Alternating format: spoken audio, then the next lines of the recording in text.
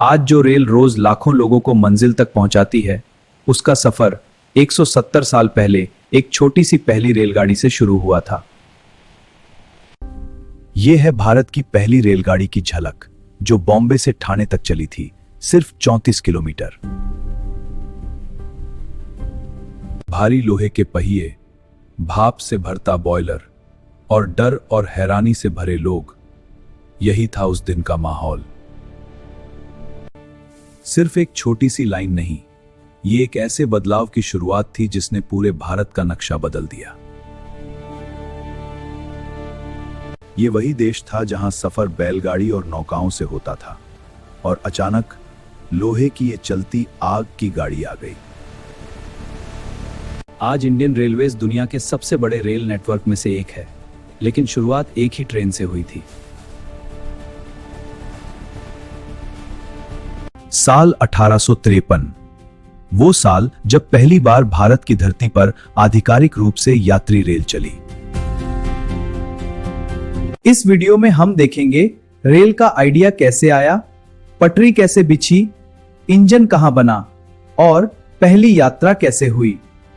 समंदर पार बैठे हुक्मरानों से लेकर पसीना बहाते मजदूरों तक हजारों हाथों ने मिलकर पहली लाइन को हकीकत बनाया। आप आज जो आधुनिक इंजन देखते हैं, उनकी जड़ें उसी पहली भाप इंजन तक जाती हैं जिसने बॉम्बे छोड़ा था। चलिए अब शुरुआत पर चलते हैं, जब ये सब सिर्फ एक ख्वाब और कागज पर बनी लाइनें थीं। किसी को ये चमत्कार लगा, किसी को डर और किसी को कारोबार का नया मौका। पहली रेलगाड़ी ने सबको हिला दिया। चलिए अब शुरुआत पर चलते हैं, जब ये सब सिर्फ एक ख्वाब और कागज पर बनी लाइनें थीं।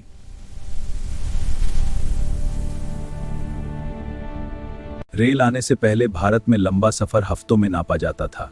बैलगाड़ियां धीरे धीरे मंजिल तक पहुंचती थीं। बरसात में कीचड़, गर्मी में धूल और रास्ते में डकैती का डर, यह आम बात थी। नदी पार करना अपने आप में एक जुआ था। नाव डगमगाती तो सबकी सांसें अटक जाती थीं। इसी बीच अंग्रेजी हुकूमत के दिमाग में एक नया ख्याल जोर पकड़ने लगा, रेलवे, ताकि माल और फौज जल्दी पहुंच सके। यूरोप में रेल पहले ही चल रही थी, वहीं से यह आइडिया हिंदुस्तान के लिए भी उठाया गया। कई साल बहस चली, क्या यह महंगा शौक है या जरूरी निवेश। फिर हौले हौले पहली लाइन पर सहमति बनी। योजना थी कि बड़े बंदरगाह शहरों से अंदरूनी इलाकों तक रेल की नसें फैलाई जाएं। सबसे पहले जो लाइन चुनी गई वो थी बॉम्बे से ठाणे, एक तरह का टेस्ट कि यह प्रयोग यहां काम करेगा या नहीं। अब शुरू हुआ जमीन को मापने और रास्ता चुनने का असली काम, सर्वे, जो हर रेल लाइन की पहली सीढ़ी होता है। ठीक है, इसे यहीं पर सेट करते हैं। जी हाँ, यहां से रास्ता साफ है। अच्छा चलो आगे बढ़ते हैं। मीटर मीटर ऊंचाई और ढलान नापी गई ताकि इंजन आसानी से चढ़ाई और ढलान पार कर सके। कहां जमीन काटनी है, कहां भरनी है, कहां पुल या कॉजवे बनाना है, सब कागज पर पहले तय हुआ। बॉम्बे के पास की कई जगहें दलदली थीं, जहां पटरी टिकाना आसान नहीं था। यहां पहले पत्थर और मिट्टी भरकर सख्त नींव बनाई गई, तब कहीं जाकर पटरी का ख्याल किया गया। कई महीनों की माप और बैठकों के बाद एक फाइनल रूट मैप तैयार हुआ, बॉम्बे से ठाणे तक की पहली आधिकारिक रेल लाइन। इस नक्शे पर हर छोटी बड़ी चीज दर्ज थी। कहां स्टेशन बनेगा, कहां से पुल गुजरेगा, कहां मोड़ कम से कम रखना है। फिर उसी के हिसाब से जमीन पर लाइनें खींची, यहीं से आगे चलकर पटरियां बिछनी थी।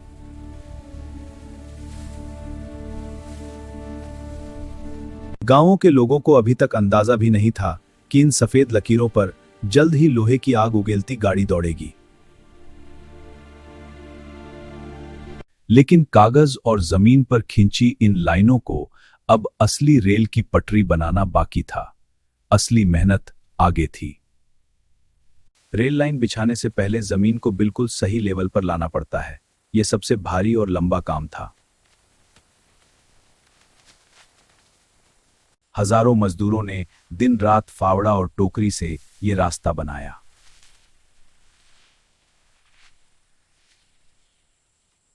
ट्रैक के नीचे बिछने वाला पत्थर, जिसे बैलास्ट कहते हैं, वो भी यहीं पास पास के पत्थर तोड़कर तैयार किया जाता था। ये बैलास्ट पानी की निकासी में मदद करता है और पटरियों को मजबूती से थामे रखता है। सबसे बड़ी चुनौती थी पानी वाले हिस्सों पर पुल और कॉजवे बनाना, खासकर ठाणे क्रीक के आसपास। गहरे पानी में खंभे गाड़कर ऊपर से रास्ता तैयार किया गया ताकि पटरी को ठोस सहारा मिल सके। नालों और छोटी नदियों पर पत्थर के मेहराबदार पुल बनाए गए, जो आज भी कई जगह खड़े नजर आते हैं। जब नींव और पुल तैयार हो गए तो शुरू हुआ लकड़ी के स्लीपर बिछाने का काम, जिन पर लोहे की पटरी टिकनी थी। तब की रेलें आज की तरह क्रेन और मशीनों पर कम, ज्यादातर इंसानी ताकत पर टिकी थीं।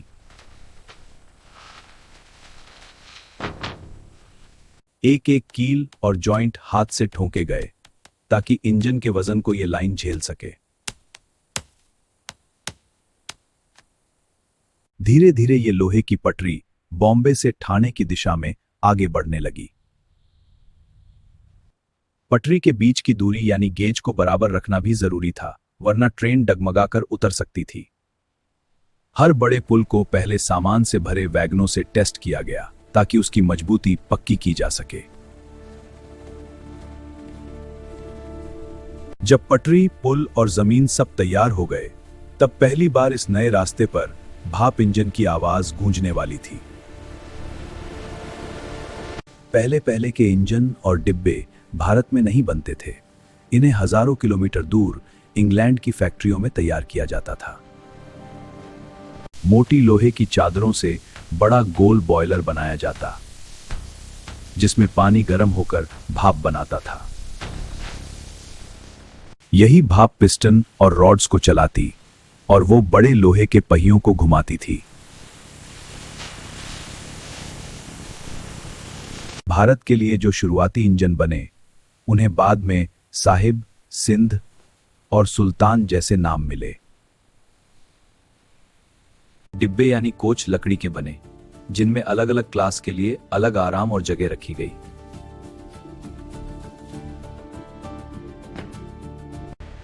इन इंजनों और डिब्बों को अलग अलग हिस्सों में तोड़कर बड़े जहाजों से हिंदुस्तान भेजा जाता था। यही इन्हें फिर से जोड़ा जाता, जैसे कोई विशाल मशीनी पहली, ताकि ये पटरी पर दौड़ने के काबिल हो सके। भारतीय वर्कशॉप में इंजीनियर हर बोल्ट और जॉइंट को चेक करते, क्योंकि एक छोटी गलती भी जानलेवा साबित हो सकती थी। कई टेस्ट रन के बाद जब यकीन हो गया कि सब ठीक है, तब तय किया गया, अब असली दिन दूर नहीं। 16 अप्रैल 1853 की सुबह बॉम्बे के बोरीबंदर स्टेशन पर इतिहास लिखा जाने वाला था। शाम 3 बजे के लिए यात्रा तय थी और शहर के खास मेहमान स्टेशन पर जमा होने लगे। कुल 14 कोच जोड़े गए, जिनमें करीब 400 लोग इस पहली आधिकारिक रेल सफर के गवाह बनने वाले थे।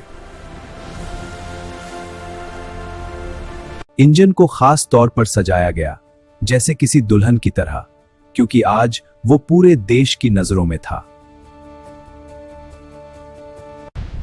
ट्रेन के चलने से पहले 21 तोपों की सलामी दी गई, जैसे किसी बादशाह के लिए दी जाती हो।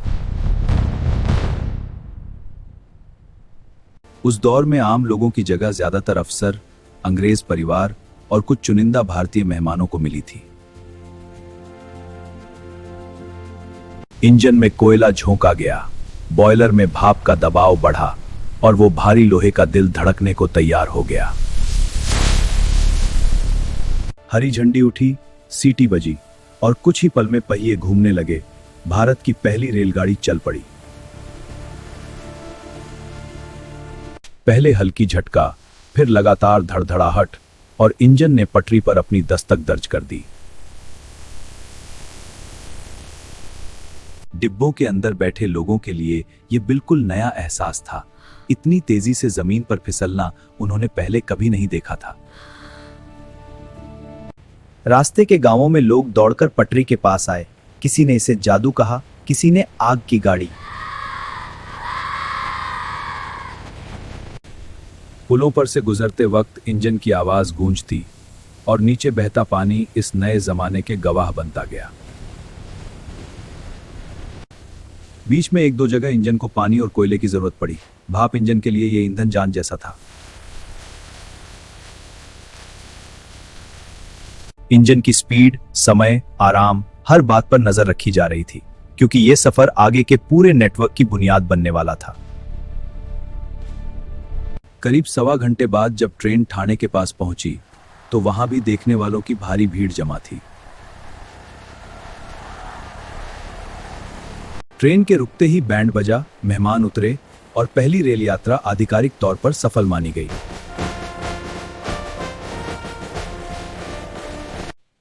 अगले ही दिनों में अखबारों ने इसे बड़ी खबर बनाया और यह साफ हो गया कि भारत की तस्वीर अब बदलने वाली है।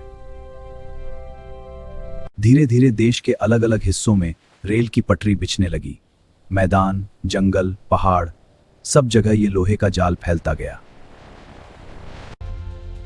आज हालत यह है कि लाखों लोग रोज इस नेटवर्क पर चलती ट्रेनों से अपना रोज का सफर पूरा करते हैं। भाप इंजन से डीजल और फिर इलेक्ट्रिक, इंजन बदलते गए, लेकिन वो पहली सीटी की गूंज आज भी इस सिस्टम में जिंदा है। आज आप आराम से एसी कोच में बैठकर मोबाइल पर वीडियो देखते हैं, लेकिन यह सुविधा सदियों की मेहनत और तकनीक की देन है। बॉम्बे से ठाणे की उस पहली गाड़ी के बिना शायद इंडियन रेलवेज आज ये रूप नहीं ले पाती। एक छोटी लाइन से शुरू हुआ ये सफर आज पूरे देश की धड़कन बन चुका है, जो हर रात दिन चलती रहती है। बॉम्बे से ठाणे की उस पहली गाड़ी के बिना शायद इंडियन रेलवेज आज ये रूप नहीं ले पाती। अगली बार जब आप किसी ट्रेन में बैठें तो जरा याद कीजिएगा, अगर आपको इतिहास का ये उस फेरियर की बदौलत मुमकिन हुआ है कि